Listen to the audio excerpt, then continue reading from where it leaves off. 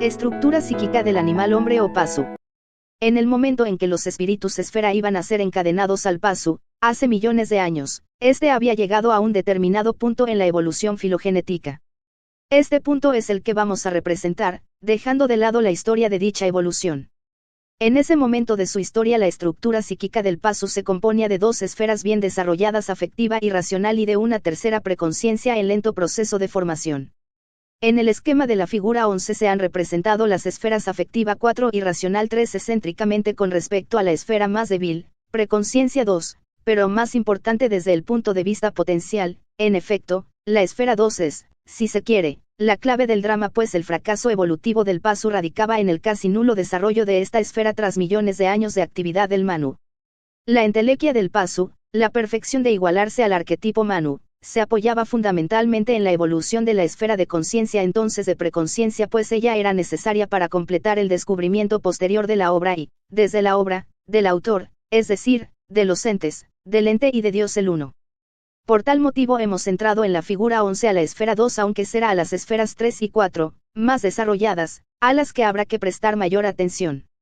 La estructura psíquica del pasu se sustentaba, naturalmente, en el cuerpo biológico, en ciertos sistemas altamente diferenciados. Por ejemplo, la esfera afectiva estaba ligada al sistema endocrino y la esfera racional al sistema nervioso central, especialmente al cerebro antiguo o arquiencefalo. La esfera de preconciencia surgía de un rudimentario neocórtex o cerebro nuevo y, en aquel entonces, solo era un epifenómeno, una débil fosforescencia que apenas sugería lo que después llegó a ser, esfera de conciencia, es decir, asiento del sujeto consciente o alma del pasu.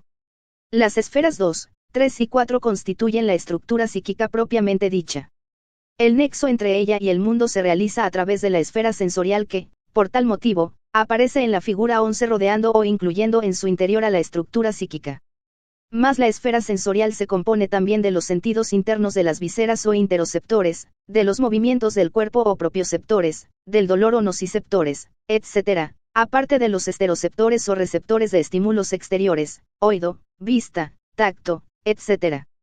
Siendo el pasu un ente descubridor de entes, su actividad cognoscitiva se hallaba concentrada en la esfera sensorial, por la cual recibía noticias del mundo que le permitían adaptarse y conducirse con inteligencia en él. En el hombre de nuestros días, vir ya perdido, el comportamiento se compone, grosso modo, de conducta y conciencia. La conducta es el comportamiento exterior y la conciencia, o la vida mental, el comportamiento interior. La conciencia puede dirigir libremente la conducta por medio de una energía puesta a su disposición llamada voluntad. Pero en el pasu las cosas no ocurrían así. El comportamiento estaba casi exclusivamente centrado en la conducta y está regida por una interminable multiplicidad de patrones fijos. Por eso se considera que la conducta del pasu estaba determinada por una voluntad instintiva.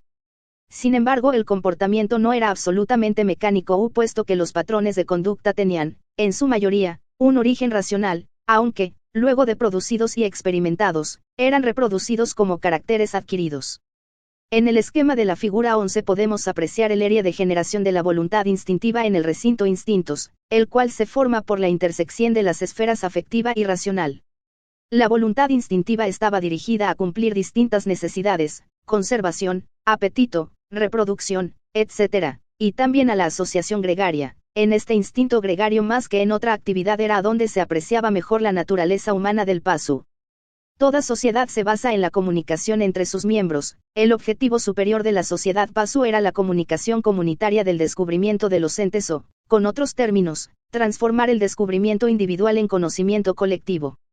Esto quiere decir que el plan del demiurgo para el pasu era eminentemente cultural. Y puede así comprenderse que el fracaso evolutivo del pasu se manifestara exteriormente en la pobreza cultural alcanzada por sus sociedades. De aquí que la sabiduría hiperbórea afirme que los espíritus fueron cautivados, encadenados al pasu, porque eran necesarios para producir cultura. Pero la cultura, entendida de esta manera, es algo muy diferente a la suma de la actividad humana. Más adelante tendremos ocasión de profundizar en este concepto.